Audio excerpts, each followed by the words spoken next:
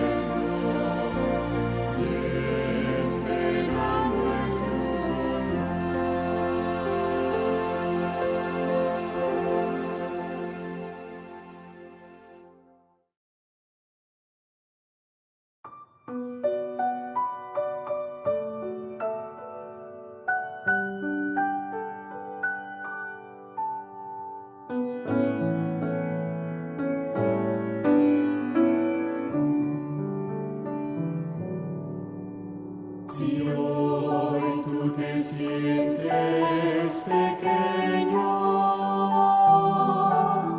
dirige tu vista a Dios.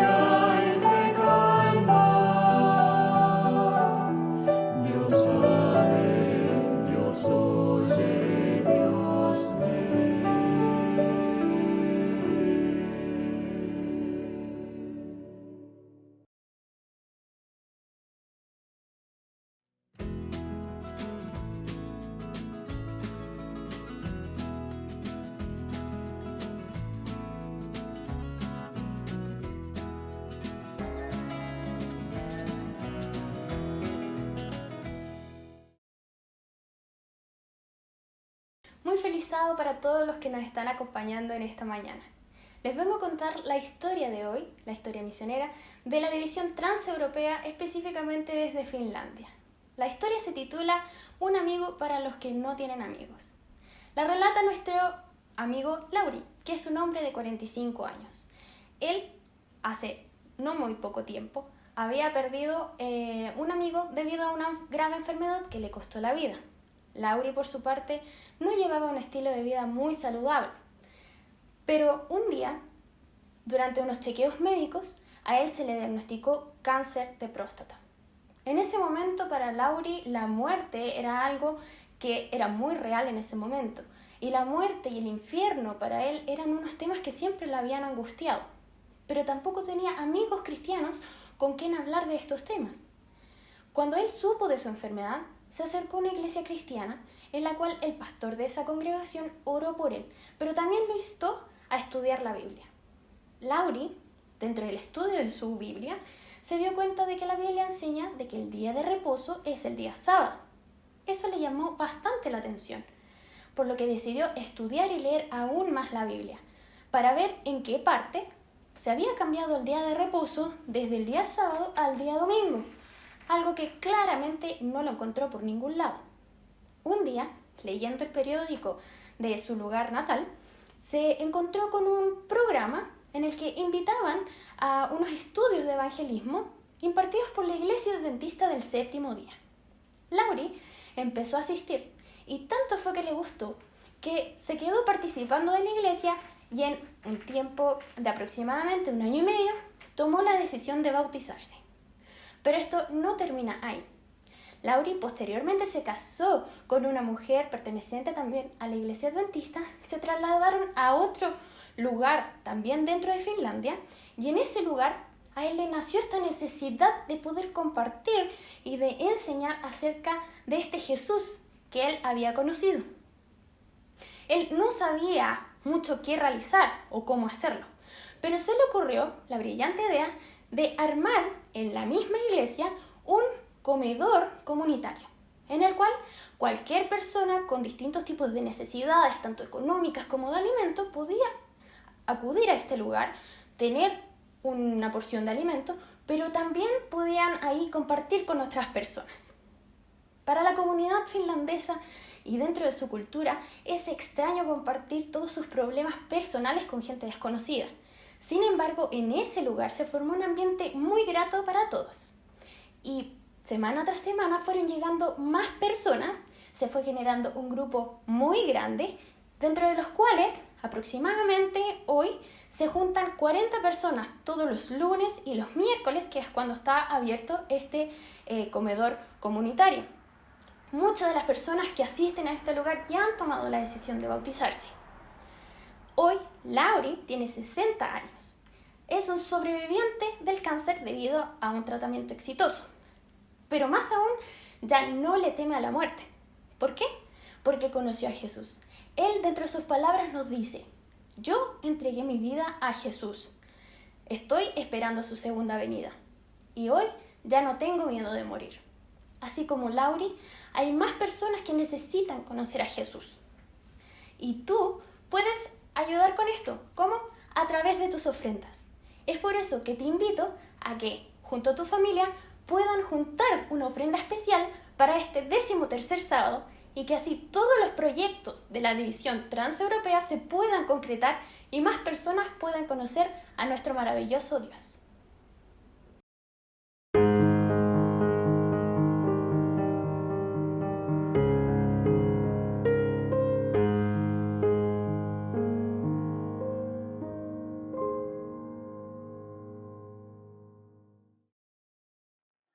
Buenos días, hermanos, que tengan todos un feliz sábado.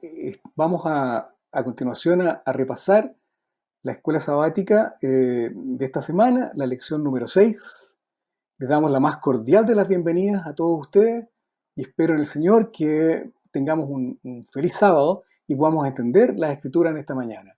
Vamos a repasar esta lección junto a Susana Luengo y a Gonzalo Costa y todos nosotros, miembros de la clase número 3 de la Escuela Sabática de la Iglesia de Ñuñoa. ¿Por qué se necesita interpretación?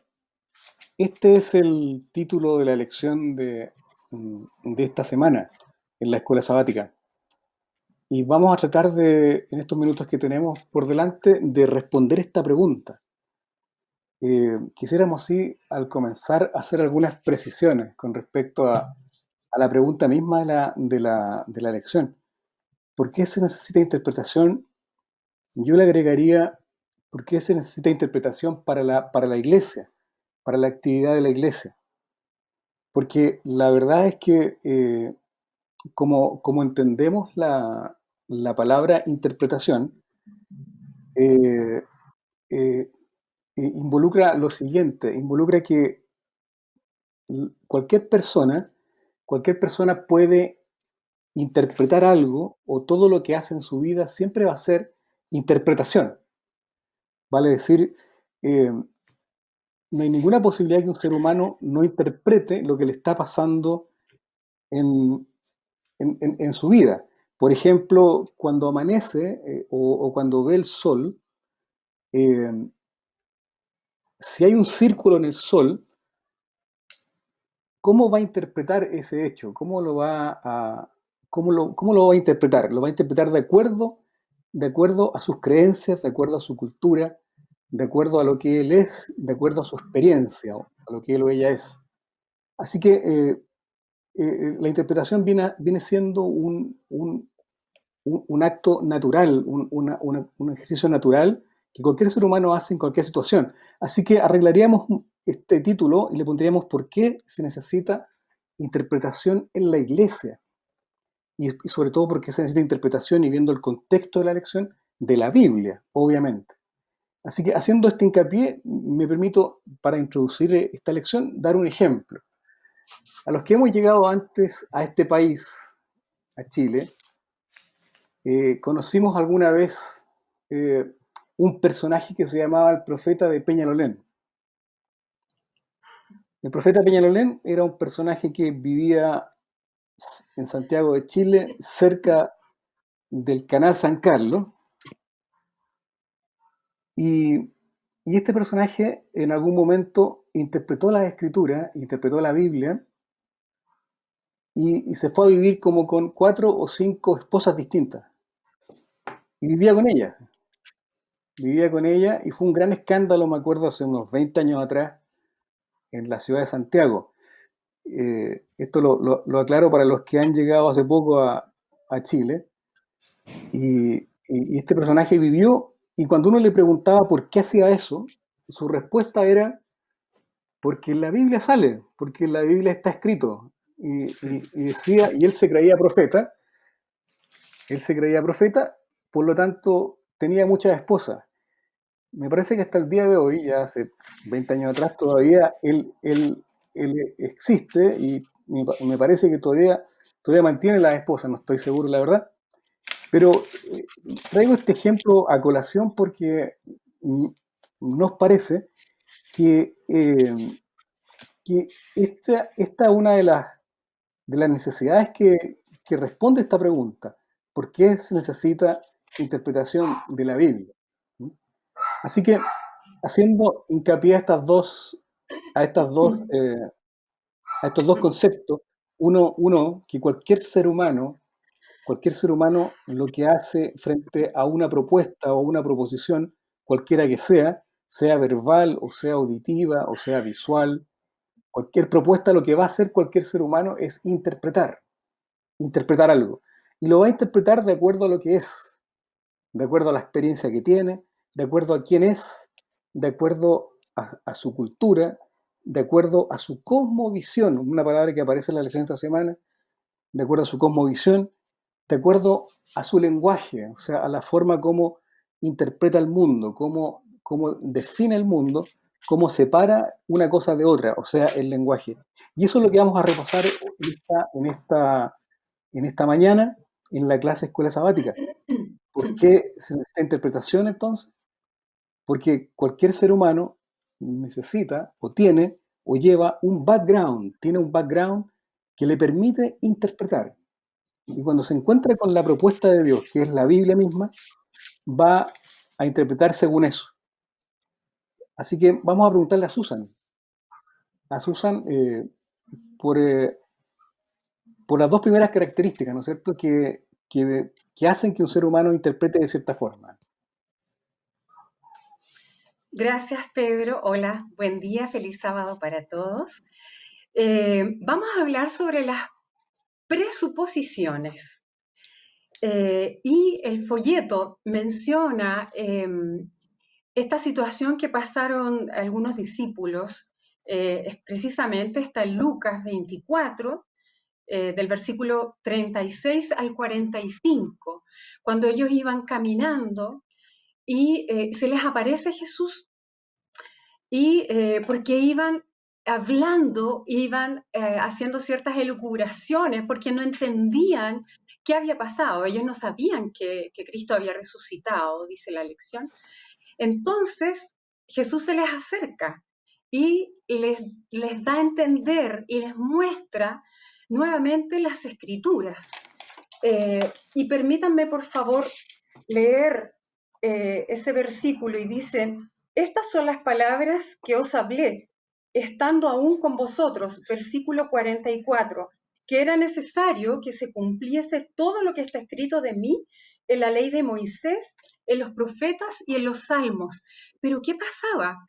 Los discípulos tenían estas presuposiciones, ellos esperaban a otro tipo de Cristo y por otro lado, tampoco habían entendido lo que decían realmente las escrituras, porque ellos tenían otros conceptos en su cabeza. Lo que el folleto también aborda es que nadie que comienza a estudiar las escrituras llega con la mente en blanco, porque como Pedro decía, todos tenemos una historia, hay una cosmovisión. Por ejemplo, un filósofo no va a creer de buenas a primeras en la Biblia porque tiene unos estudios completamente distintos a los que tiene otro tipo de personas. Ellos ven el mundo. Pedro hablaba de cómo, por ejemplo, esta circunferencia que se pone en el sol, para una persona que vive en el campo, puede ser sinónimo de que se acerca lluvia, pero para un astrónomo tiene otra connotación, porque en el fondo todos traemos una mochila, tenemos estudios o lo que se ha aprendido en las familias. Entonces, finalmente, todos llegamos a estudiar la Biblia con un background, como decía Pedro, y también es un tema que se llega a estudiar sin tanta objetividad. Porque hay una mochila con la que cargamos y entonces tenemos estas ideas preconcebidas en nuestra cabeza que nos hacen a veces complicado llegar y entender de buenas a primeras lo que la Biblia dice. ¿Cómo sacamos estas presuposiciones de nuestra mente? Con oración y pidiendo Espíritu Santo. Eso es lo que te puedo decir, Pedro, de las presuposiciones, que es la primera parte de lo que estamos estudiando esta semana. Eso, quizás leer antes que siga, Susan, una cita que está ahí en el folleto Escuela Sabática, dice, pero lo que tú decías, no es posible alcanzar la neutralidad total o la objetividad absoluta. Siempre la objetividad absoluta va a ser un ideal, va a ser lo que podríamos querer alcanzar, pero eso nunca va a poder ser, pero tenemos que tratar de hacer como que lo tratamos de lograr, ¿no? Y esa es por así decirlo, nuestro requerimiento. Y un poco más abajo dice, pero lo bueno es que el Espíritu Santo puede abrirse paso y corregir nuestras limitadas perspectivas y presuposiciones al leer las palabras de la Escritura con una mente abierta y un corazón honesto. O sea, el Espíritu Santo puede limitar o pasar por alto nuestras presuposiciones o darnos la posibilidad de sacarnos las presuposiciones y tratar de ser lo más abiertos y lo más honestos posible, aunque nunca vamos a lograr quizás completamente eso. Eso, y el segundo aspecto, ¿no es cierto?, de cómo un ser humano llega a interpretar las escrituras, tiene que ver con el lenguaje, ¿cierto, Susan? con el lenguaje. ¿Qué Exactamente. podemos hablar del lenguaje en que el ser humano tiene? Exactamente, gracias Pedro nuevamente. Yo me imagino que todos ustedes estudiaron la lección, pero de todas maneras vamos a hacer este repaso, que el Antiguo Testamento se escribió en hebreo, una parte, y una parte más reducida en arameo. Y el Nuevo Testamento se escribió en griego, pero un griego koiné. Todas estas lenguas son lenguas que actualmente nadie habla. Entonces, acá, ¿qué tuvo que pasar? Tuvo que pasar que se hizo una traducción y también hay distintos tipos de traducciones. Están las traducciones literales, que es palabra por palabra, pero después cuando uno lee eso queda un poco tarzanesco, digámoslo así, porque no es de fácil lectura. Después hay otra traducción que es el tema de traducir la idea. Y eso es más cercano a lo que nosotros tenemos en la traducción de Reina Valera, que es la Biblia que actualmente usamos casi todas las iglesias adventistas. Y también está la otra, que es como parafrasear lo que el autor original dijo. Esto podría llevar a cierta confusión, porque para hacer una traducción hay que instalarse en el contexto. ¿Quién escribió la Biblia? ¿Quién escribió el pasaje de la Biblia? ¿En qué año se escribió? ¿Qué se estaba viviendo en ese minuto? Y entonces, acá también aparece eh, el tema que nuestra historia nos hace traducir de acuerdo a lo que nosotros creemos, a lo que nosotros pensamos. La Iglesia Adventista ha apoyado, según lo que decía el folleto también, a la sociedad bíblica. Por lo tanto, la traducción que tenemos de la Biblia que usamos ahora es bastante asertiva. Ahora, el folleto nos invita a que nosotros podamos estudiar la Biblia con el idioma original, pero eso igual es un poco complicado porque requiere muchísimo de tiempo. Por otro lado, si se quiere, se podría hacer porque está Google, ya están ciertas herramientas para hacerlo, eh, y esa sería una posibilidad de ir más a la fuente y poder entender qué precisamente quiso decir el autor. Eh, ¿Qué quiso decir el autor?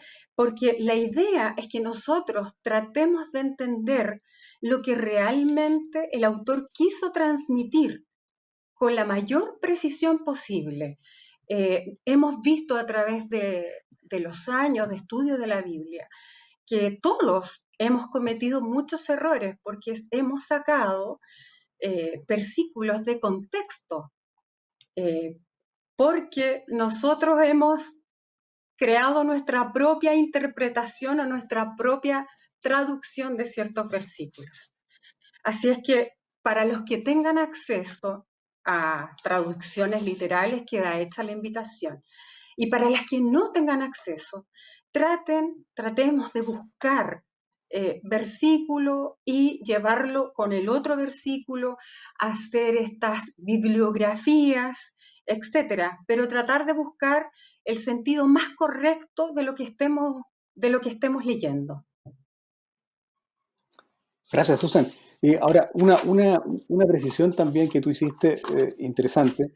Dice, toda traducción, dice el folleto, siempre implica algún tipo de interpretación. O sea, cuando alguien está traduciendo, está interpretando algo. Así que por eso nosotros debemos hacer el trabajo, ¿no es cierto? El trabajo, alguna forma de llegar al lenguaje original o ver la mayor cantidad posible de traducciones para poder hacernos una idea de qué es lo que estaba viviendo la persona que escribió la Biblia, porque nosotros, como ya vimos en lecciones anteriores a esta, y como lo vimos creo que en la segunda lección, el Espíritu Santo inspiró el pensamiento. el pensamiento de los escritores bíblicos. Y así que meterse en el pensamiento de alguien no es tan fácil. ¿Ah? Y parte del pensamiento es lo que estamos viendo hoy día, o sea, las presuposiciones, el lenguaje, ¿no es cierto? Que lo que requiere la traducción e interpretación son parte del pensamiento de un ser humano y es lo que tenemos que tratar de decodificar o de interpretar cuando leemos la Biblia. ¿Algún comentario más o no de esto? Sí, está bien, todo bien. Sí, Seguimos todo bien. entonces, Sí, seguimos. sigamos. Sí.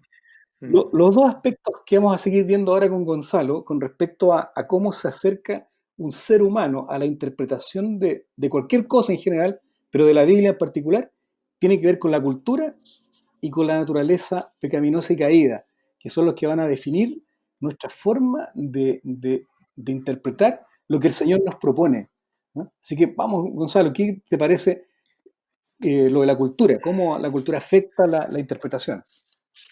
Bueno, tuviste una muy buena introducción al tema de la cultura, al hablarnos acerca de, por ejemplo, cómo el Señor inspira la Biblia, cómo el Espíritu Santo, obviamente, ¿cierto?, inspira la Biblia. En alguna oportunidad, tú lo mencionaste también, que hay dos versículos claves para esto, que uno está en 2 de Timoteo 3:16, ¿cierto? La palabra es llevada por Dios, y la de 2 de Pedro 1:21, donde dice que el Señor inspira o respira la palabra. En este caso, ¿cierto? Nosotros, ¿por qué tenemos que hacer esta exégesis de poder identificar al autor? Primero, porque obviamente, ¿cierto? El Señor utiliza a hombres mensajeros, ¿cierto? Que Él inspira, ¿cierto?, sus pensamientos, y para poder entender los pensamientos de estos hombres, nosotros tenemos que respondernos las preguntas de por qué lo hizo, cómo lo hizo, cuándo lo hizo, pero en su contexto cultural. Eh, me explico de otra manera. Nosotros tenemos que saber el contexto, acercarnos, ¿cierto?, a lo que más podamos a los pensamientos de los autores de la Biblia, de los escritores en realidad, de los mensajeros de la Biblia. Tenemos que acercarnos lo más que podamos a los pensamientos de estos hombres inspirados, cuál era el mensaje y en qué contexto cultural estaba dando. Por ejemplo, la lección menciona el ejemplo de Faraón, que dice, el Señor, ¿cierto? Dios endureció el corazón de Faraón. Eh, Dentro de la cultura, ¿cierto?, del cercano oriente, porque obviamente, ¿cierto?, de allí nos tomamos de la Biblia, ¿cierto?, el cercano oriente ahí en Israel, en toda el área de Palestina. Había que saber, ¿cierto?, qué significaba eso de que el Señor había endurecido el corazón de Faraón.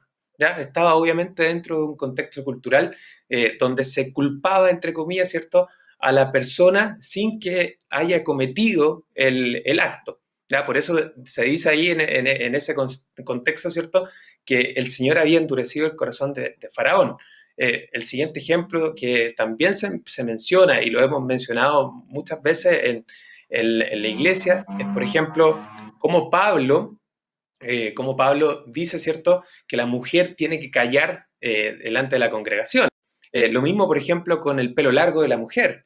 En ese momento, culturalmente, lo que se estaba indicando, ¿cierto?, era algo que era totalmente ordenado para ese contexto cultural que el autor estaba viviendo. Solamente teniendo o acercándonos, ¿cierto?, a la cultura del escritor, del mensajero que el Señor puso en ese momento, vamos a poder tener una mejor y mayor interpretación de la palabra que el Señor nos está entregando ahora. Solamente de esa manera. Amén. Amén. Considerar también, ¿no es cierto?, que cualquier ser humano que se acerque a interpretar la Biblia tiene una cultura determinada y tiene una forma de ver el mundo, que es la cultura, ¿no es cierto?, que va a definir qué es lo que qué es lo que va a interpretar como correcto o no correcto, ¿no es cierto? Claro, claro, Eh, o sea, y eso confrontarlo con lo que tú decías, ¿no es cierto?, con la cultura en que fue escrita. eh, Y eso hace un fenómeno que es bastante complejo hacer todo eso. Tiene cierta complejidad. ujú. Claro, es lo que tú decías desde los dos puntos de vista, tanto el cultural del escritor como del cultural del que está leyendo para poder interpretar lo que se está leyendo. Nadie va vacío, ¿cierto?, a leer no solamente la Biblia, sino que cualquier estudio, ¿cierto?, uno va con una preconcepción o con una idea general, ¿cierto?, que hace o predispone a la persona a poder estudiar un tema. Y eso va a hacer también que la persona pueda interpretar correctamente la Biblia. De ahí que tenemos que ser muy cuidadosos, ¿cierto?, de poner en contexto cultural lo que está escrito. Por ejemplo, los escritos de la hermana Joy también. También los podemos sacar dentro del contexto cultural y ponerlo, ¿cierto?, dentro de nuestra cultura, y los vamos a ver que son totalmente anacrónicos, no van a tener coincidencia con lo que estamos viviendo hoy en día. Por lo tanto, no solamente hay que saber la cultura del escritor de los mensajes que el Señor está entregando a través del Espíritu Santo, ¿cierto?, inspirada su palabra, sino que también hay que tener el conocimiento cultural de quién está leyendo y quién está tratando de poder interpretar la palabra, como por ejemplo Felipe y el etíope. El etíope venía de un contexto cultural distinto, Felipe también venía de otro contexto, ¿cierto? Y sin embargo se pueden encontrar y se puede, ¿cierto?, llegar a un mensaje extraordinario que el Señor tenía preparado para esta persona. Dentro del folleto, no recuerdo muy bien qué día, apareció una pregunta que quizás es compleja desde el punto de vista de cómo podemos llevar nuestra cultura a la interpretación, y es que, ¿qué sucede si nuestra cultura o nuestra experiencia cultural se convierte en la base y prueba de fuego de la Biblia? Y ahí yo creo que tenemos que tener cuidado, porque si nuestra cultura la ponemos por sobre, ¿cierto?, lo que está escrito, ahí tenemos que tener cuidado, y tiene que ver con el tema de la naturaleza caída, que lo podemos ver un poco más adelante, pero ya poder ir más o menos viendo de qué se trata todo esto.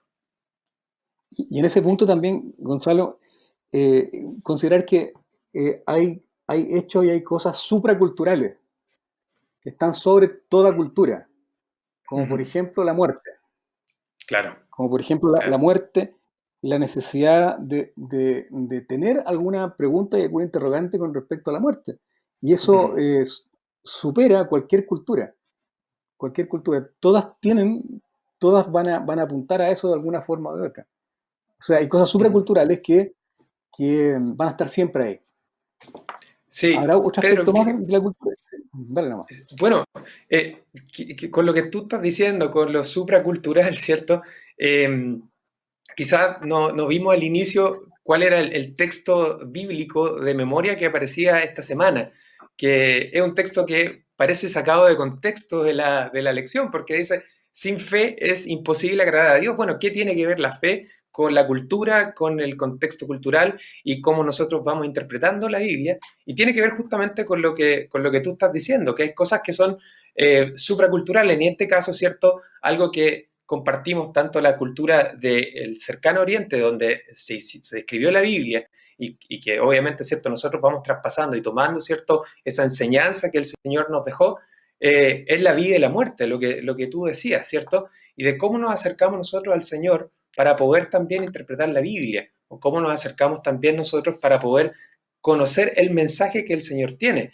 Y esto yo lo encuentro extraordinario, porque el Señor en este caso, ¿cierto?, nos hace a nosotros partícipes o copartícipes de llevar el mensaje y de poder transmitir ese mensaje. O sea, lo que estamos haciendo en este estudio a través de la escuela sabática es ser partícipes también del mensaje que el Señor nos tiene preparado.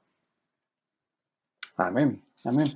Y ahí llegamos ahora quizá a la cuarta característica, ¿no es cierto?, que nos da la lección con respecto a la forma en que un ser humano se aproxima a interpretar la Biblia, y que es algo que no puede soslayar, ¿no es cierto?, nuestra naturaleza pecaminosa y caída, ¿no es cierto? Siempre cualquiera de nosotros va a llegar a la Biblia y va a llegar con esta naturaleza, con esta esencia que hemos heredado, ¿no es cierto?, que hemos heredado de nuestra familia y de Adán y Eva, obviamente.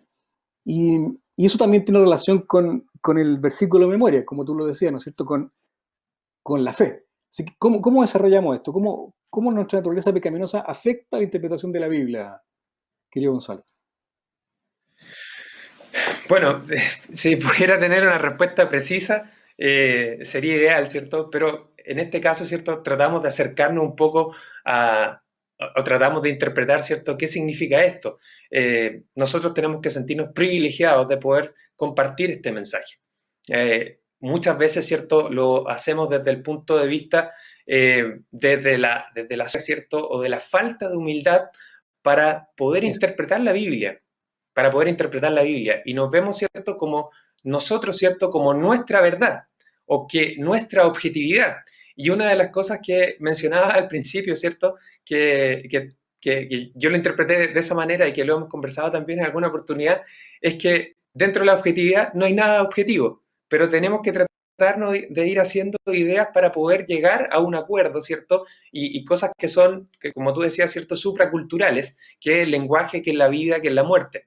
Y en este caso, ¿cierto? Nosotros como naturaleza caída nos encontramos con, con este esquema, ¿cierto? De que cuestionamos la palabra del Señor y cuestionamos, ¿cierto? Lo que el Señor quiere decir y cuestionamos incluso la vida de quienes escribieron la Biblia, o de los que fueron inspirados. Y en este caso, ¿cierto? Tenemos que acercarnos ahí a ser muy cuidadosos porque tenemos que acercarnos con humildad a poder estudiar la Biblia, de poder orar antes de estudiar la Biblia. Fíjate que yo pienso, ¿cierto?, que quien quiera estudiar la Biblia, bienvenido sea, ¿cierto?, pero tiene que hacerlo con una actitud de oración, una actitud humilde, ¿cierto?, y una actitud cercana al Señor más que al autor y más que, obviamente, a mis prejuicios, ¿cierto?, a mi bagaje, ¿cierto?, cultural, si sí quiere decir, y a mis presuposiciones. Yo creo que es la única manera de poder entregarnos, ¿cierto? O de poder captar y aprender, no de aprender, sino que de aprender con H intermedia el mensaje que el Señor nos tiene. O sea, si nos acercamos de una manera orgullosa, de una manera en que yo quiero cuestionarlo todo, lo más probable es que no nos vamos a ser bendecidos con lo que el Señor nos quiere mostrar a través del mensaje de la Biblia. Amén, amén, claro. Eso es, ¿no es cierto?, nuestra naturaleza pecaminosa y caída nos va a hacer orgullosos frente a la interpretación o nos va a autoengañar también, ¿no es cierto? Vamos a hacer una interpretación o podemos caer en la trampa, ¿no es cierto?, de tener una interpretación privada y llevarla adelante con puro orgullo y autoengañándonos, ¿no? Y poniendo la duda y todo eso. Así que ahí donde necesitamos, creo yo, ¿no es cierto, Gonzalo? Necesitamos la fe, la confianza en Dios. La confianza en Dios. Claro, la confianza. Sí, no, yo iba solamente a rellenar, más que rellenar, a complementar lo que tú estabas diciendo, que qué es lo que propone Dios, y no lo que propone el hombre, sino que qué es lo que propone Dios. Y desde esa perspectiva, ¿cierto?, acercarnos, ¿cierto?, a poder saber de una u otra manera cuál es el mensaje que el Señor tiene para mí. Recuerdo mucho una predicación que una vez escuché en la Biblia también, en la iglesia, que hablaba acerca de, Señor, ¿cuál es el mensaje que tienes tú para mí hoy? Y si el mensaje a mí no me gustaba, no, este mensaje no es para mí.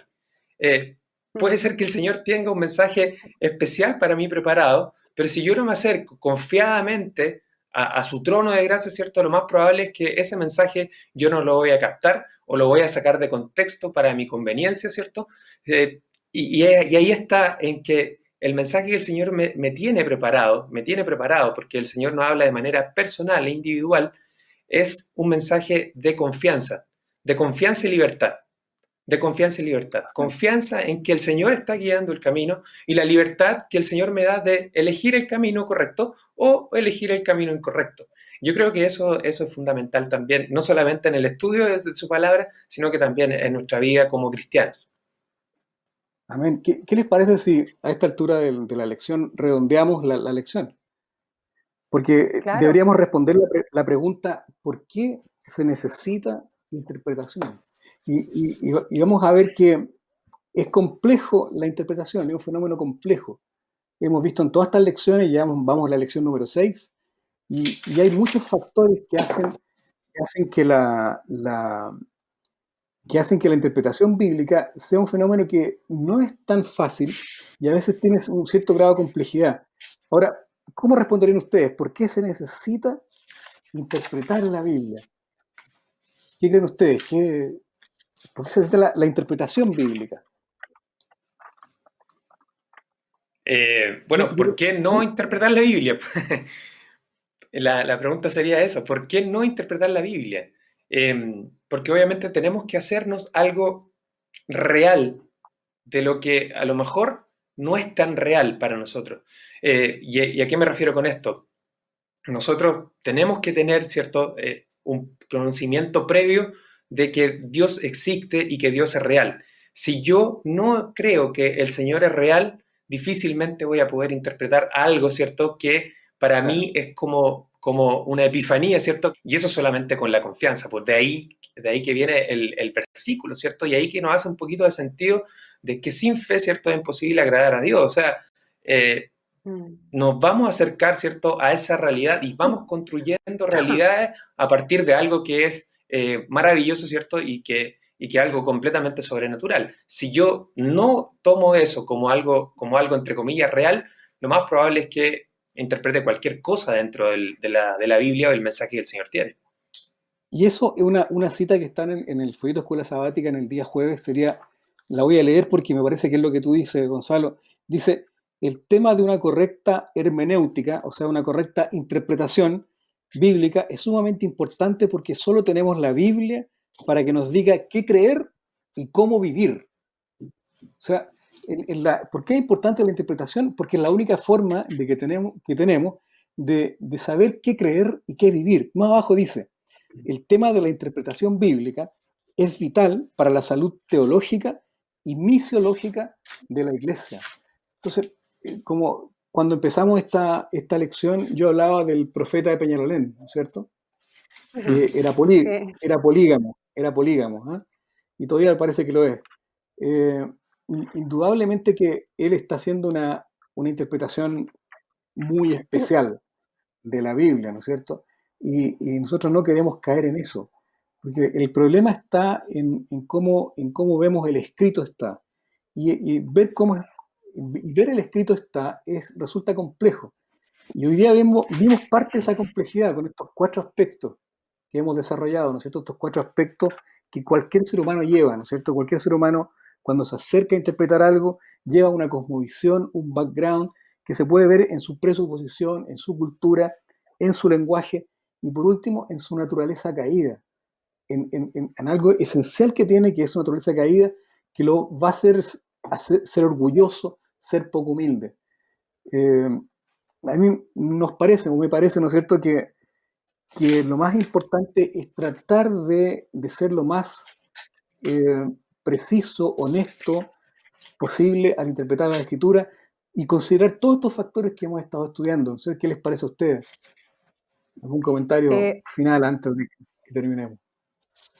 Sí, Pedro, definitivamente cuando uno conoce la historia de los discípulos que estuvieron con Cristo, que Cristo les reveló las escrituras y aún así ellos no entendieron todo, ¿qué más queda para nosotros?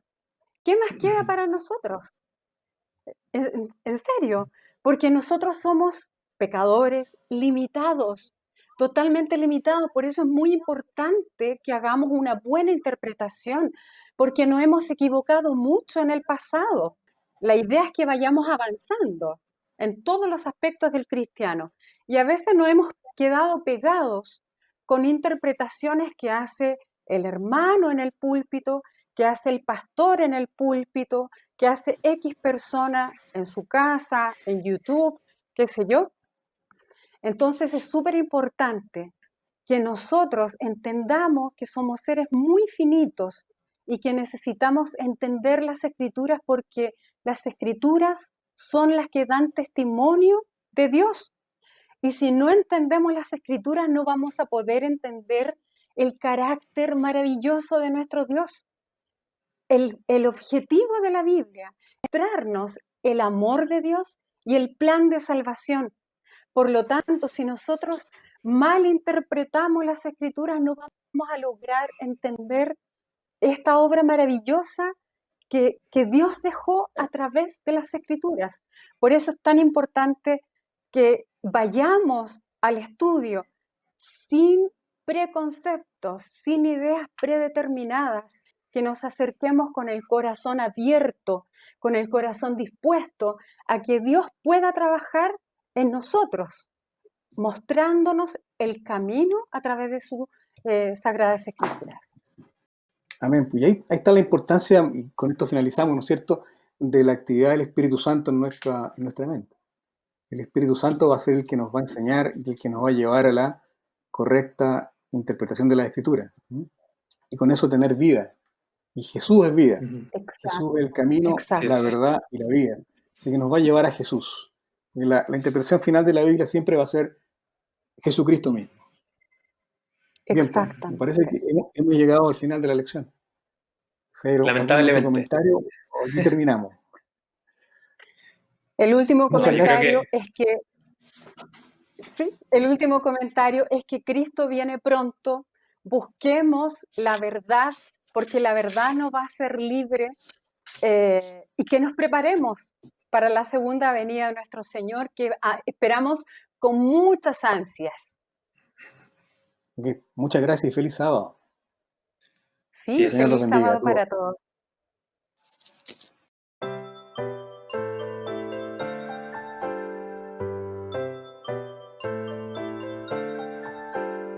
Llegó la hora de adorar al Señor. Llegó la hora de escuchar de su amor.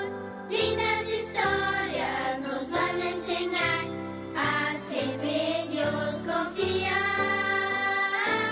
Llegó la hora de adorar al Señor. Llegó la hora de escuchar de su amor. Ven, amiguito, nos vamos a sentar y bien calladitos estar, prestando atención en adoración.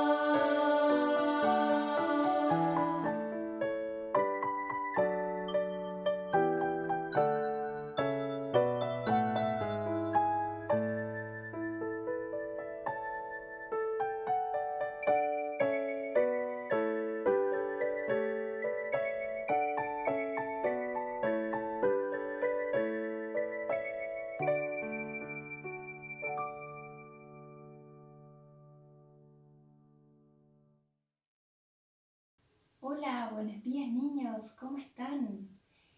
Me alegro que estén conectados con sus familias para escuchar más de la palabra de Dios. Y hoy les quiero contar que vamos a hablar de los 10 mandamientos, pero uno en específico, del mandamiento número 5, el quinto mandamiento. ¿Y alguien sabe de qué se trata? ¿O por qué vamos a hablar de eso hoy? ¿Sospecha alguien? Sí, mañana es el Día de las Madres. Y bueno, en los mandamientos, niños, a grandes rasgos les comento que se dividen en dos partes. La primera parte habla sobre nuestra relación con Dios y la segunda parte habla sobre la relación con mi prójimo. Y cuando Jesús estuvo aquí en la tierra, enseñó que debemos amar a nuestro prójimo. Hasta contó una historia sobre el buen samaritano, diciendo que este hombre amó a su prójimo, incluso sin conocerlo. ¿Y quién será nuestro prójimo? ¿Se preguntan ustedes? Al contar la historia del buen samaritano, Jesús nos quiso enseñar que aprendiéramos una cosa muy importante. Sin amor, cualquier cosa que hagamos no tiene ningún valor. Significa que cuando amamos, obedecemos, en este caso, a Dios y a sus padres. Por ejemplo, uno podría orar, uno podría leer la Biblia, ir a la iglesia, dar ofrenda, pero todas esas cosas sin amor no tienen sentido, no tienen valor para Dios. ¿Y quién es nuestro prójimo? Todas las personas que están cerca nuestro. ¿Y será que tu mamá y tu papá son el prójimo? Claro que sí. El 5.º mandamiento dice que honres a tu padre y a tu madre. Honrar es mucho más que obedecer. Honramos a nuestro padre y a nuestra madre siendo agradecidos por todo lo que hacen por nosotros cada día. Cuando escuchan sus consejos, con atención, con cariño, y incluso los jóvenes tienen que reconocer y aceptar la autoridad de sus padres, obedeciéndolos. Cuando Jesús estuvo aquí en la tierra, Él obedeció a su padre y a su madre, María y José. Si su mamá lo llamaba y le pedía alguna cosa, lo más probable es que Jesús lo hacía muy alegre y contento, sin alegar. Y nosotros tenemos así, y ustedes también, que respetar a sus padres. Por ejemplo, cómo les hablan, cómo les contestan. Hay niños que les contestan mal a sus padres, que les dicen palabras feas, y eso no puede ser. Nuestros padres tenemos que cuidarlos, ayudarlos siempre, dándoles cariño y amor, siendo bondadosos con ellos, ayudándoles en todo lo que se pueda, incluso ustedes siendo niños. Una buena manera de ayudar es no crear problemas, por ejemplo. Cuando ellos envejezcan, hay que cuidarlos mucho más, aún más, dándoles lo que necesitan, pasando tiempo con ellos y amándolos sobre todo. Cuando Jesús estuvo al final de sus tiempos en esta tierra, estaba en la cruz, sufriendo mucho. ¿Y saben de quién se preocupó Él? De su madre. Y le dijo a uno de sus discípulos, Juan, que la cuidara como que si fuera su madre. Jesús no quería que su mamá se quedara sola. Como les decía, incluso en esos momentos Él estaba preocupada de ella. ¿Y será que cada uno de nosotros está cumpliendo este mandamiento de honrar al padre y a la madre? Obedecer es la mejor manera de demostrar el amor por ellos, niños. Y la Biblia dice que el que no ama no ha conocido a Dios, porque Dios es amor. Eso está en 1 de Juan 4:8. Y recuerden siempre, ser bondadosos con los padres es una regla de Dios. Y nosotros queremos cumplir esto. Y en la Biblia, en Efesios 6, del 2 al 4, nos dice nuevamente, honra a tu padre y a tu madre, que es el primer mandamiento con promesa, para que te vaya bien y disfrutes una larga vida en esta tierra. Nosotros vamos a ser mucho más felices, ustedes niños especialmente, si obedecen a sus padres. Vayan y denle un gran abrazo a su mamá en este día. Que Dios los bendiga y vamos a hacer una oración para terminar. Junten sus manitos. Padre nuestro que estás en los cielos, te agradecemos por las historias que nos has dejado y por este lindo consejo y norma que debemos seguir, empezando por los niños, Padre. Quédate con cada uno de ellos y bendícelos en este día, Señor, y mañana en especial que van a celebrar a su mamá. En el nombre de Jesús, amén. Nos vemos el otro sábado, que estén bien. Chao, chao.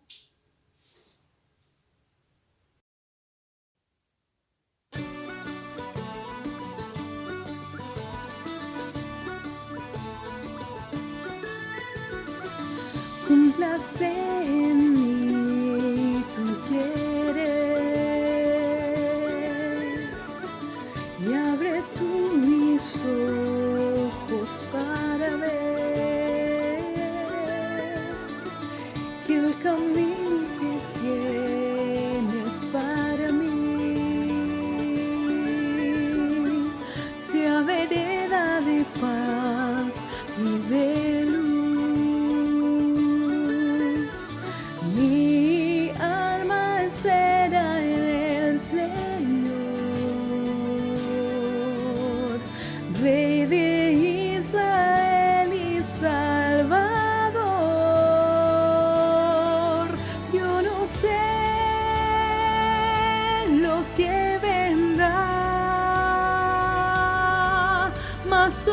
sé en quién confiar. Con los ojos de fe yo voy a mirar. Nada me impedirá oír tu llamar.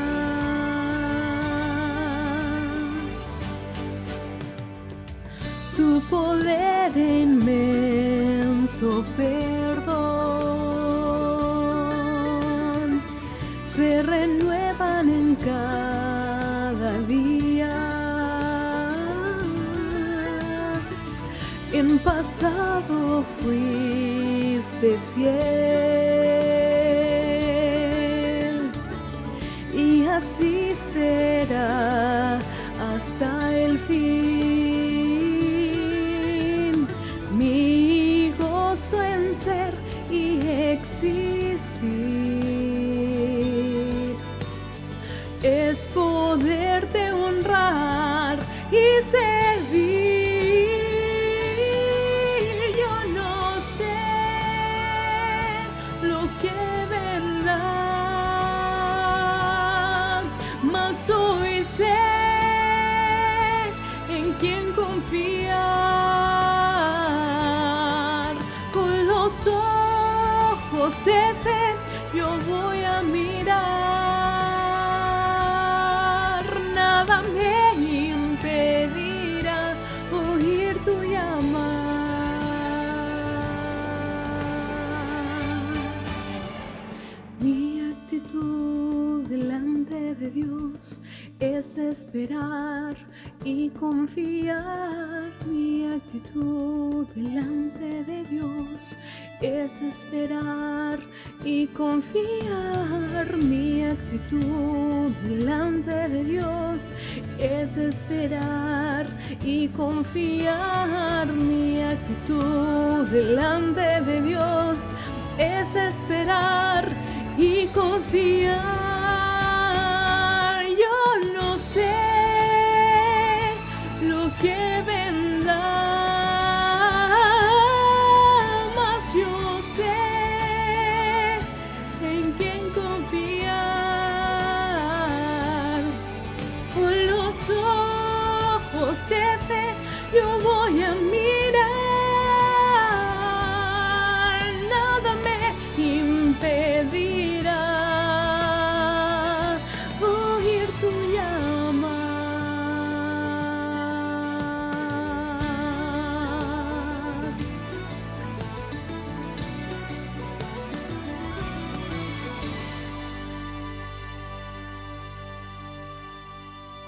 Amén.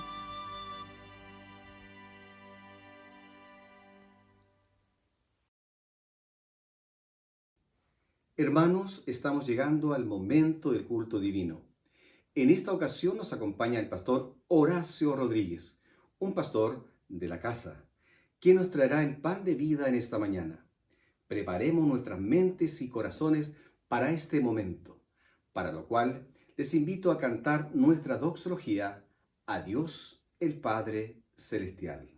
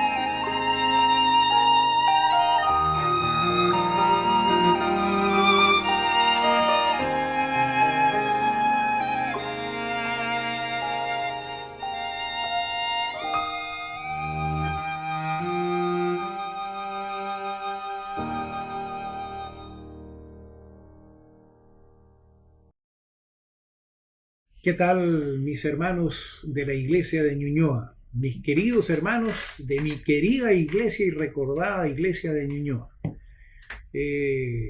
Tengo un sentimiento contra la iglesia. Me robó los hijos. Cuando llegamos a Ñuñoa, y saben una cosa, tengo que confesarles algo que seguramente ninguno de ellos le ha dicho. Ellos estaban en otra iglesia y no deseaban ir a la iglesia de Ñuñoa. Dijeron, anda tú, pero nosotros nos quedamos en tal iglesia. Yo les dije, está bien, pero tienen que acompañarme porque tengo que saludar a la iglesia y tengo que hacerlo como familia.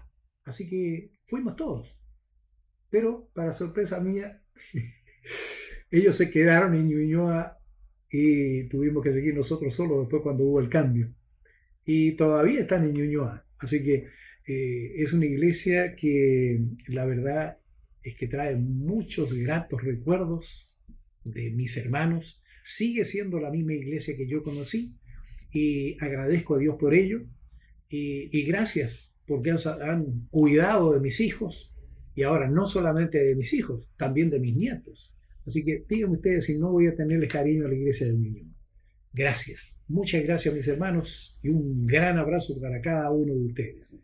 Bueno, quiero que comencemos nuestra meditación con un texto de las Sagradas Escrituras.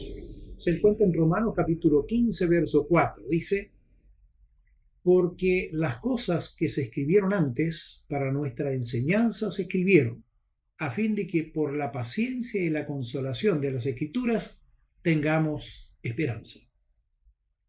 Sí, creo que todo lo que se escribió fue para nuestro provecho y el Señor nos cuenta todo, nos cuenta lo bueno y lo malo. Recordemos que las Escrituras cuentan la historia también de los hijos de Dios y habemos de todo. Todos tenemos diferentes, tenemos cualidades, pero también tenemos muchos defectos. Y la Biblia pone todo, lo da a conocer todo, no oculta nada. Bueno, tenemos que reconocer que vivimos en una época que se caracteriza por las crisis. Crisis en los gobiernos, crisis en la sociedad, crisis energética, crisis económica, social. Ahora podríamos decir, una crisis de salud. Me gusta recordar que por una crisis que hubo en un hogar, hubo un jovencito que fue vendido a Egipto. Y lo interesante de todo esto es que ese jovencito permaneció fiel a pesar de las circunstancias. Creo que de allí nosotros podemos también sacar ejemplo para nuestras vidas. Porque la verdad es que ese jovencito José decidió permanecer fiel a Dios. Y lo que más me gusta recordar de José, que José y su hermano fueron producto del amor de su padre por su madre. Y eso hizo una gran diferencia en ellos. Desgraciadamente, las circunstancias hicieron que la familia tuviera ciertos problemas y fue así que su padre se casó con su tía. Estoy hablando de José. Se casó con su tía mayor que su mamá, en circunstancias que la Biblia es interesante leerlo en las Sagradas Escrituras. Bueno, el caso es que José llegó a Egipto por una crisis en su hogar, porque los hermanos lo odiaban. Llegó allí y él quedó muy bien en la casa de Potifar, pero desgraciadamente la esposa de Potifar puso sus ojos en José.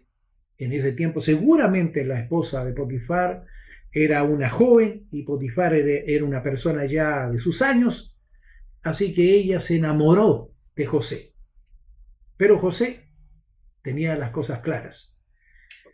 Él sabía que la esposa de Potifar Potifar había puesto todo en las manos de José, pero excepto la esposa de él. Y él no podía fallarle a su amo, pero primeramente no podía fallarle a Dios. Por eso que él decidió ser fiel a Dios y también fiel a su amo. Esto trajo como consecuencia que la esposa le hiciera una acusación falsa y él fue a dar a la cárcel. Al ir a la cárcel, allí nosotros nos podemos dar cuenta que Potifar no le creyó a su esposa, solamente quiso salvar su honor. Por eso que lo mandó a la cárcel, o si no lo habría mandado a matar. Si hubiese sido verdad, si él hubiese creído a su esposa, seguramente José habría sido muerto. Pero él llegó a la cárcel y allí estuvo. ¿Qué pasaría con nosotros en una circunstancia parecida, semejante? Quizá, ¿qué habría ocurrido? A lo mejor nuestra fe se habría ido al suelo. Bueno, gracias a Dios no ocurrió eso con José. Él continuó siendo fiel a su Dios a pesar de las circunstancias. Y Dios tenía todo, iba aprovechando estas cosas, estas circunstancias, para ir favoreciendo a su pueblo. Conocemos la historia de José. Finalmente, el pueblo llegó, su padre, sus hermanos llegaron a Egipto, se multiplicaron y de allí también nació Moisés. Nos cuenta el relato bíblico, que podemos leerlo allí en Éxodo capítulo 1, versos 13 al 16, dice: y los egipcios hicieron servir a los hijos de Israel con dureza, y amargaron su vida con dura servidumbre, en hacer barro y ladrillo, y en toda labor del campo y en todo su servicio, al cual los obligaban con rigor. Y habló el rey de Egipto a las parteras de las hebreas, una de las cuales se llamaba Cifra y la otra Fúa, y les dijo: cuando asistáis a las hebreas en su parto y miréis sobre el lecho del parto, si es hijo, matadlo, y si es hija, entonces que viva. Sí, las hijas iban a ser esclavas para el servicio, pero Faraón no quería que el pueblo de Israel se multiplicara porque pensaba que ellos podían levantarse, podían sublevarse y tomar el país. Por eso que mandó matar a todos los niños. Y nos cuenta también el relato allí en Éxodo capítulo 2, versos 1 y 2. Un hombre de la familia de Leví fue y tomó por esposa una hija de Leví, la que concibió y dio a luz un hijo. Al ver que era hermoso, le tuvo escondido 3 meses. Bueno, y también nosotros conocemos la historia.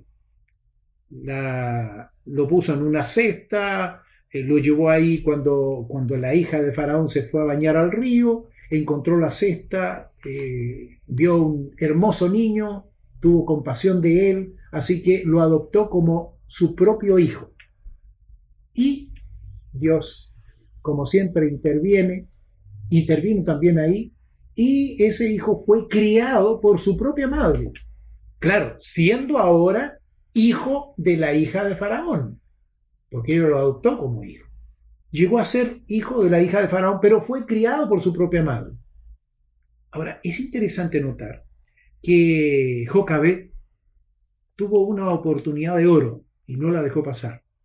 12 años solamente para poner en la mente y el corazón de ese hijo principios y valores que ella había recibido de Dios por medio de lo que el Señor les había enseñado. Así es que ella tuvo solamente 12 años. Fíjense ustedes, el 10% de su enseñanza influyó sobre el 90% de la vida de Moisés. Aquí quisiera hacer un paréntesis. Creo que nunca podremos subrayar suficientemente la importancia de una madre. La enseñanza de una... Todos nosotros somos producto de la enseñanza de una madre.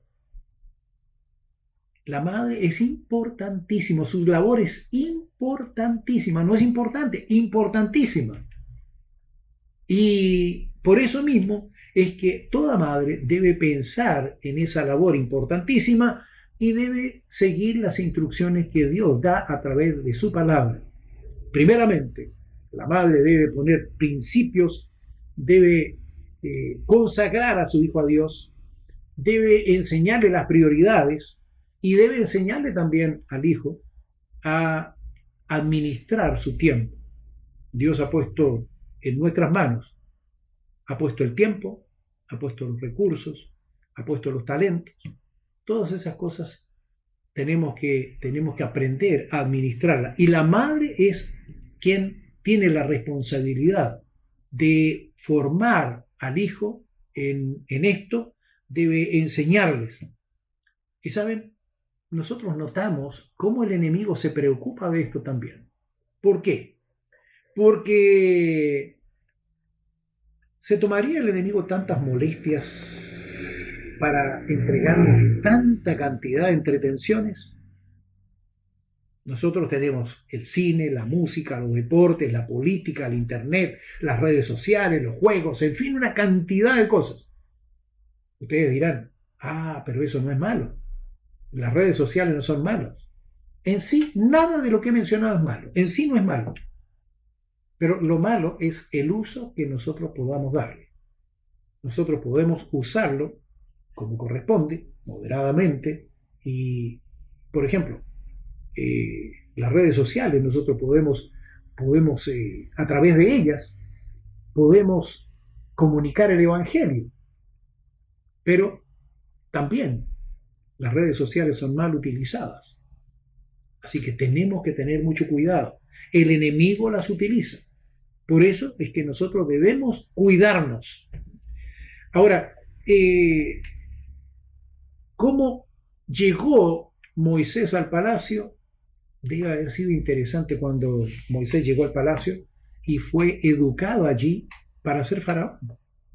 Él seguramente recibió enseñanza sobre estrategia, porque recordemos que los reyes de ese tiempo iban frente al ejército, y ellos eran los que comandaban, los que llevaban al ejército, los que los llevaban a la batalla y a la victoria.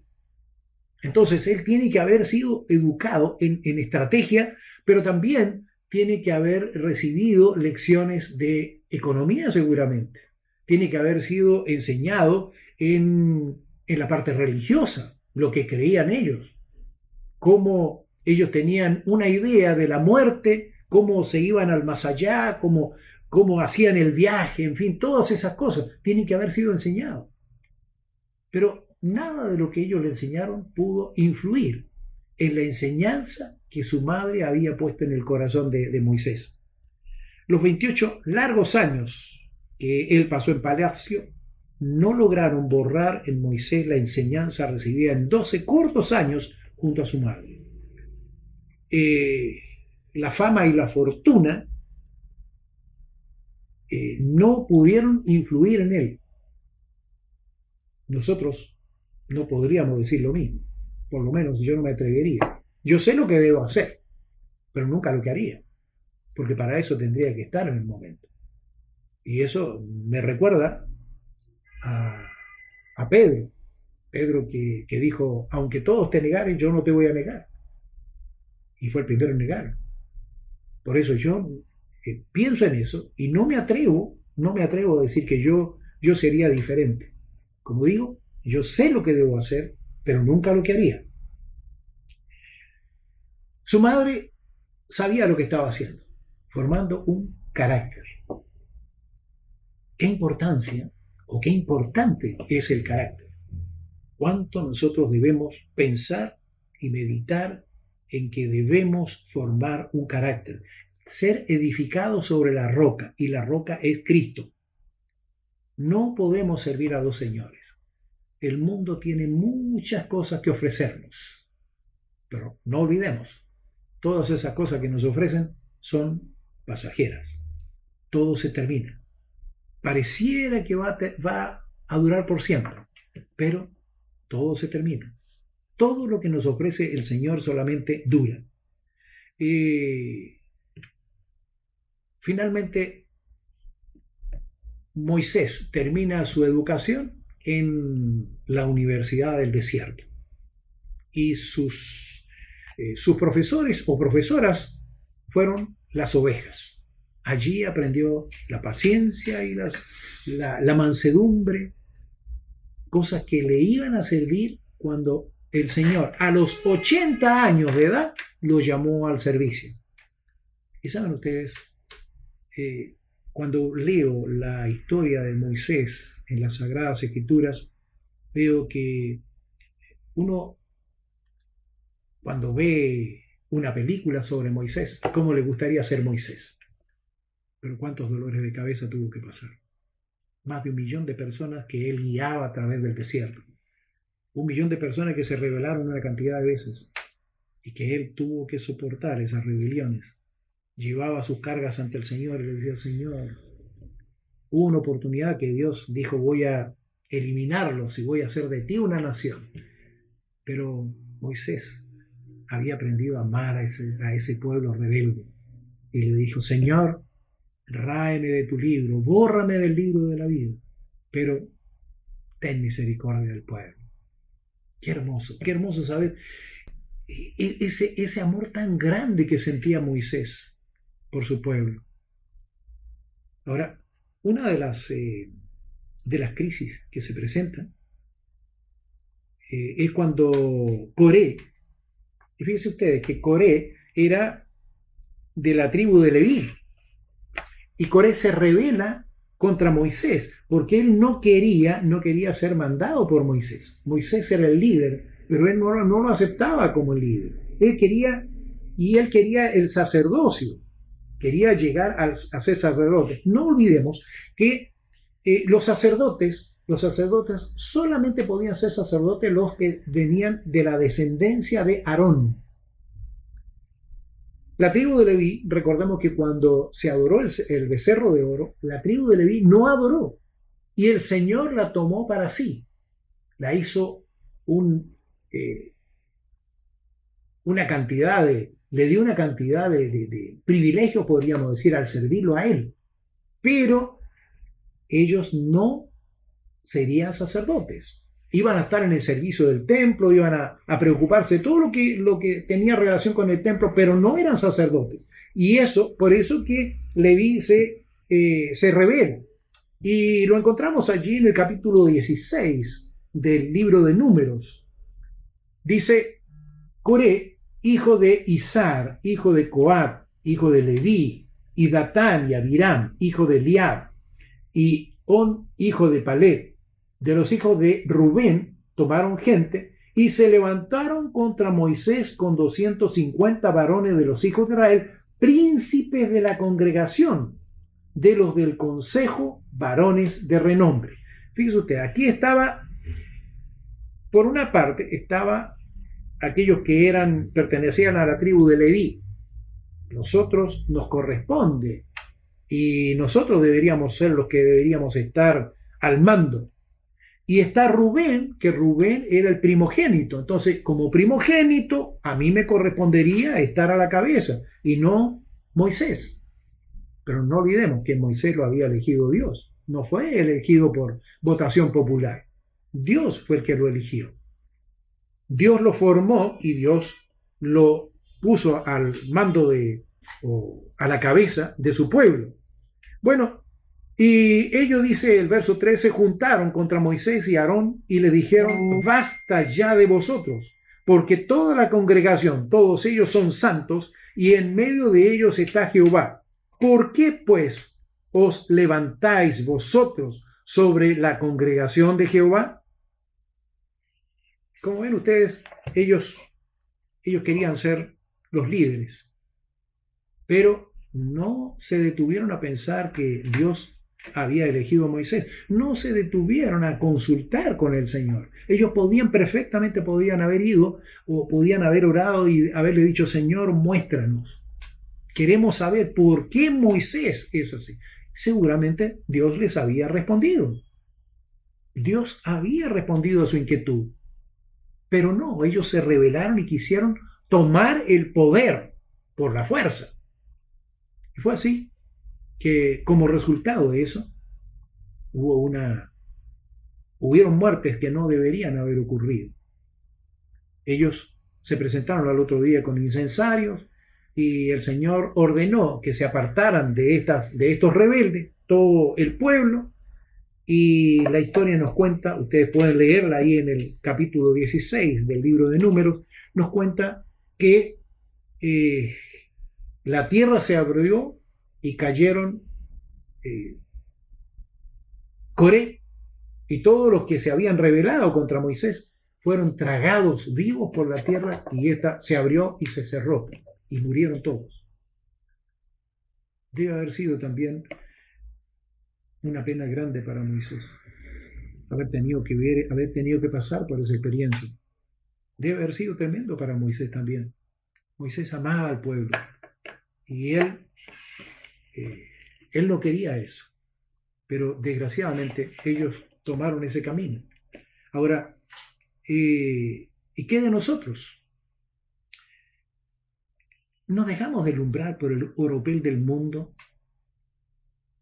No olvidemos que Satanás siempre ofrece, así como le ofreció a Eva, seréis como diosa. Bueno, hoy día, ¿cuántos jovencitos y jovencitas quisieran ser de aquellas personas que aparecen en la televisión, aparecen en el cine? Les gustaría ser un famoso jugador de fútbol. Las niñas sueñan con ser una artista de cine, ser una modelo famosa. Quieren fama y fortuna. Eso es lo que ofrece el enemigo. Dios no nos ofrece fama y fortuna. ¿Por qué? Porque eso es pasajero. Hoy día la persona tiene y mañana no tiene nada. Hoy día es famosa y al otro día pasa y no le reconoce nadie. Es efímero. Dios nos ofrece cosas que permanecen. Y todo lo que Dios nos ofrece es para nuestra felicidad, para nuestro gozo, para nuestra alegría. Pero no solamente para eso. Él quiere que nosotros seamos canal de bendiciones. Desgraciadamente nos dejamos deslumbrar por el oropel del mundo. Y ustedes ven, en el mundo hoy día, para llegar a esos cargos, o a ocupar esos puestos, pasan unos sobre otros. Están dispuestos, tienen que estar dispuestos a muchas veces pasar por sobre principios, valores, a fin de obtener lo que desean. ¿Para qué? Para darse cuenta después que eso les duraría muy poco. Tenemos que pensar en esto. En los hogares hoy hay una crisis también. Y creo que Dios, en su maravillosa gracia, ha permitido que esta pandemia favorezca a los hogares. ¿Y por qué digo favorezca a los hogares? Porque los padres ahora están junto a sus hijos. Quiera Dios que hayan sabido aprovechar este tiempo. ¿Cuántos padres que trabajaban de la mañana hasta la noche, a veces cuando se iban los hijos estaban durmiendo, cuando llegaban los hijos estaban durmiendo, solamente el fin de semana? ¿Y cuántos de ellos tenían también ocupaciones o distracciones el fin de semana? Hoy no ocurre eso. Hoy tienen todo el tiempo del mundo para estar con sus hijos, todo el tiempo del mundo para compartir como familia, para aprender a ser familia. Es una oportunidad que fue otorgada por una crisis. Dios es maravilloso. Dios permitió esto. Y lo permitió porque es posible que esta sea la última oportunidad que nosotros tenemos. Qué lindo es comenzar el día con un culto de acción de gracia por haber amanecido. Reconocer que Dios es nuestro creador, nuestro sustentador, pero también nuestro redentor. Reconocer que Cristo es nuestro ejemplo y también ponerlo como ejemplo en nuestro hogar, para nuestros hijos, para nuestra familia, pero como dueños de casa, como jefes de hogar, tenemos que comenzar nosotros. Nosotros ser ejemplo para ellos. Ser un ejemplo. ¿Y cómo podemos serlo? Bueno, siguiendo al Señor. Mediante las Sagradas Escrituras, nosotros aprendemos a conocer mejor a nuestro Señor Jesucristo. Y créanme, cuando llegamos a conocerlo, difícilmente vamos a negarnos a seguirlo. El Señor dijo, ven, sígueme, le dijo a los discípulos. Y ese es el llamado que nos hace cada uno de nosotros. Él quiere guiarnos. Él nos muestra el camino. ¿Por qué? Porque Él es el camino, la verdad y la vida. Porque Él es la luz del mundo. Porque Él es la felicidad. Podríamos decirlo así. Él es la vida. Él es el amor personificado. Ese amor que se hizo carne y habitó entre nosotros y nos mostró lo que Dios tiene para nosotros, lo que Él quiere de nosotros. Pero Él desea que nosotros le sigamos voluntariamente. El enemigo nos esclaviza. ¿Qué hace usted cuando quiere cazar un pajarito? Hay un método muy sencillo. Un cajón, un palito, un cordel y comida dentro del cajón. El pajarito va a comer, usted tira el hilito y el pajarito queda allí. O cuando usted va a pescar, poner lo que al pez le gusta en el anzuelo. El pez va y solamente ve el alimento y no sabe que el alimento es él. Bueno, eso mismo es lo que hace el enemigo con nosotros. Es exactamente lo mismo. Él pone aquello que nos gusta y luego nos esclaviza para siempre. Tenemos que pensar, tenemos que meditar. Dios nos hizo libres. Él desea que nosotros elijamos libremente. Él nos dice las razones. No debería serlo. Él es Dios. Y cuando Él nos manda algo, debería ser suficiente con que Él, como Dios, nos mande a hacer algo, sin darnos explicaciones. Y sin embargo lo hace. En los mandamientos, cuando nos dice, en el cuarto mandamiento, por ejemplo, acuérdate del día de reposo para santificarlo. Hasta ahí debería ser. Tienes que santificar el día de reposo. ¿Por qué? Porque yo te lo mando. Y nada más. Y sin embargo nos da todas las explicaciones. Porque en 6 días hizo Jehová los cielos y la tierra y nos da todas las explicaciones. Él quiere que nosotros meditemos. Él quiere que nosotros tomemos decisiones conscientemente y teniendo todos los elementos de juicio. Por eso. Ahora, no olvidemos, cuando estamos en problemas, en dificultades, Él está dispuesto a ayudar. Y cuando hay crisis, seguramente, junto con las crisis, el Señor está poniendo las oportunidades. Oportunidad de crecer, oportunidad de desarrollarnos, oportunidad a lo mejor de deshacernos de defectos de carácter. Oportunidades. No dejemos pasar las oportunidades. Cuando volvamos a la iglesia, deberíamos volver con un espíritu diferente, sin llegar allá a apuntar a nadie, con el deseo de ayudarnos los unos a los otros a ser mejores. Cuando hay un hermano caído, yo debo estirar mi mano para ayudarlo a levantarse, no señalarlo. Tenemos que aprender. Esta es una hermosa oportunidad. El Señor nos ha dado el tiempo para meditar, para pensar, ¿qué estoy haciendo con mi vida? Todavía es tiempo de hacer cambios. El Señor está dispuesto a ayudarnos. ¿Estamos dispuestos nosotros a aceptar esa ayuda? Estamos dispuestos a hacer cambios, pero primeramente tenemos que reconocer aquello que estamos mal, aquello que podríamos ser mejor. ¿Y no sería una linda oportunidad también para que los hogares y las familias cambiaran?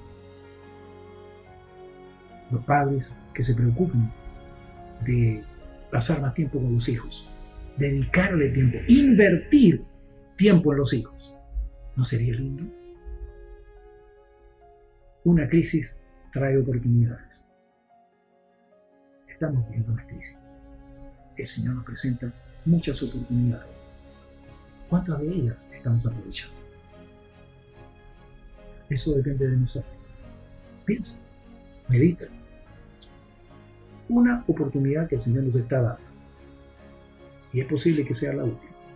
Porque así como vamos, todo indica que la venida de nuestro Señor está muy cercana. Y que los acontecimientos finales serán demasiado rápidos. No vamos a alcanzar a reaccionar. Por eso, tome una decisión. Y le invito a que me acompañe en una oración. Amado Dios, te agradecemos, Señor, porque a través de tu palabra, tú nos enseñas, tú nos diriges, tú nos guías y tú nos muestras tu gran amor, Señor. Ayúdanos para que sepamos reconocer que tras una crisis también hay una cantidad de oportunidades que se presentan. Ayúdanos a aprovechar las oportunidades.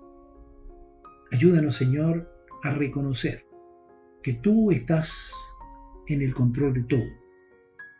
Que nosotros no tenemos nada que temer si nos tomamos firmemente de tu mano poderosa y nos dejamos guiar. Hay cosas que deben ser cambiadas en nuestra vida. Ayúdanos para que podamos cambiarlo. Ayúdanos a amar y ayúdanos, Señor, a no juzgar. Ayúdanos a ayudar y que no condenemos a nadie. Ayúdanos, Padre, a demostrar nuestro cristianismo práctico y que los demás puedan ver que somos cristianos, aun cuando no abrimos nuestros labios. Que nuestra vida pueda ser la mejor predicación en favor de tu evangelio.